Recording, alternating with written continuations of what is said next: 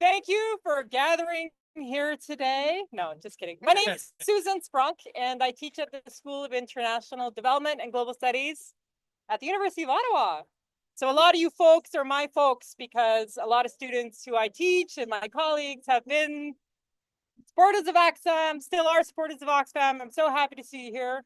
I'm just going to say a few things. So I don't think the question that we're facing is whether the strike is inconvenient. We have to recognize that strikes do require sacrifice. It disrupts your routine, maybe causing financial hardship. Also, you may be worried about that relationship with the employer. It's a pretty small organization. What's 58 staff? And you'll have to go back to work. You are going to go back to work one day. But it's really about the fact that strikes are about when dialogue fails. It's the last resort that we have to withdraw our labor, to get the employer to talk to us, to negotiate. Because right now I hear as well that there's a lot of concessions on the table. And one of the things about CUPE 2722, which I think every member of this union should be proud of, is that you have our collective agreement that is setting standards in this sector. 44 years, folks have been struggling to get the contract you have, and you're on the line to defend those gains and to prevent any backsliding. And I hear as well, there's a few things on the table that push forward in terms of recognizing trans leaves and things like that. And so those are all things to be proud of. And I'm really, again, just happy to be here with you. But what is at stake? So in my first point. So the conditions under which people like you were asked to work, you're an organization that's committed for social justice, and the employer will be saying, oh, well, you know, again, you should sacrifice. But what does it mean when an organization that is supposedly for global equity doesn't start that equity at home? And so one of the things that I think you're doing is giving the employer an opportunity to show, actually, to put their money where their mouth is, and to also get back to the table to negotiate with your union. But it's also about labor standards in the nonprofit sector as a whole. One of the things I'll say later, talking about feminist political economy, is to recognize that those of us who do this work tend to be racialized, tend to be women and non-binary folks, gender diverse individuals.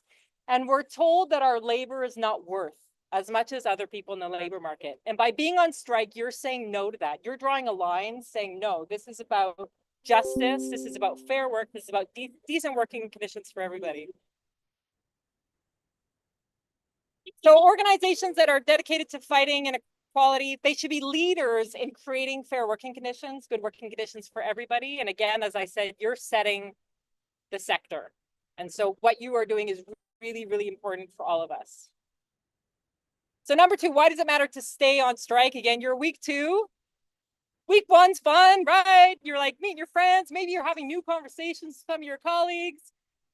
But week two, you start to get a little bored. You start to ask yourself more and more, you know, what are we doing here? How long is this going to take? Those are all normal feelings. That's why we're here to talk today as well. But strikes are really a tool to rebalance, rebalance power, right? This is why we withdraw our labor, is that they hold all the power until we say no. And without a trade union, a workers' union like you have, any demand we make at the table is not a demand, it's a request. A request can just be denied. When you are able to withdraw your labor, as you have done on strike, you are showing that you're putting action into your words. The solidarity is more than symbolic. It has material consequences as well. So you're also doing something that's going to require some short-term adjustments, short-term sacrifice for a longer-term struggle. Again, thinking about how this contract is not just your contract, but affects labor conditions as a whole, will affect ultimately the kind of conditions that my students graduating from the University of Ottawa in international development will be able to get good jobs, decent jobs. If you fold the line too early, however, it sends the opposite message, that you can be waited out. That's a defeat. And it's not just about you again, it's about everybody coming after you, not just in your organization, but when employers are negotiating, they're always looking at other people's contracts. So are you. Again, setting standards is a really important thing that you're doing here. Hello. Yes, I know. All dogs are. Break. Yeah. Easy break, exactly. All dogs are for unions. So why is it important for younger workers in particular? So the labor market is more precarious than it's been in decades. It's getting worse and worse. I've heard statistics of unemployment of youth being up to 40%. It's getting serious. Gig work, unpaid internships, short-term contracts, stagnant wages, these are increasingly being normalized. And one of the things you're doing here is to push back on that tendency to say no to sliding backwards in terms of the standards of your contract. In the nonprofit sector, these kinds of dynamics are particularly pronounced. Again, workers are asked to do non-paid internships all the time in our sector. The University of Ottawa is one of the worst offenders with our co-op program. But this is going to shape expectations, not just for you, but again, generations to come. And it tells younger workers that collective action works. Solidarity is not just a slogan, a material force. And you do not have to accept that precarity is inevitable. It is not inevitable. It is by fighting. Workers have been fighting against precarity for the history of the labor movement, and you were part of that struggle on the line. So lastly, feminist political economy, which is dear to my heart. You'll see my shirt, which is from a feminist organization in Bolivia called Mujeres Criando. Any of you speak Spanish? Who speaks in Spanish? All right. Probably, can you read my t-shirt? Probably not. Que vivan las gordas, que vivan las morenas. Quiero ser mujer sin modelos que imitar. Mujeres. I can't read that cursive on the bottom. Okay. No. Mujeres criando. That's criando. Okay, rough translation. Translation is long live the big gals. Yes. Long live brown gals. I want to be a woman without role models. Yes. So I wore this t-shirt for you today. Feminist political economy rocks. And I've said part of this before, but I want to reinforce it that a lot of the work, what feminist political economy shows us is that work that's both paid and unpaid is structured by power relations. And that care and commitment and moral purpose is often used by our employers to justify lower compensation and also weaker protections. Young workers, racialized workers, women and gender diverse individuals are very affected by these dynamics.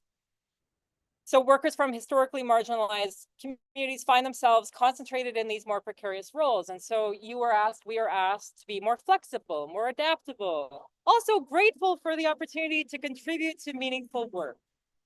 So a successful strike, again, I think means that meaningful work and fair work are not mutually exclusive categories, and that organizations like Oxfam shouldn't be externalizing social justice. That has to start at home to set a model for our sector. So holding firm in negotiations means continuing to show up. So the picket lines, all the meetings, also to show up for each other, right? Because solidarity is something that is a two-way street. It requires relationship. It requires holding people up who may be having those doubts, like maybe it's time to cave. Talk through those things and talk about what it means, not just for you, but the future. But change is possible, and that's why you're here. That's why we're on the lane, even when it feels distant. So I encourage you to resist the pressure to settle for less than what is deserved, what is needed. You have voted on these demands. They are fair demands. When I hear you, when I come on the line, talk about the demands, they're just demands. And I'm very proud of you for being out here to defend those. So again, justice isn't negotiable. Solidarity matters. And the future of work, especially for the next generation, really is worth defending. So bravo, solidarity.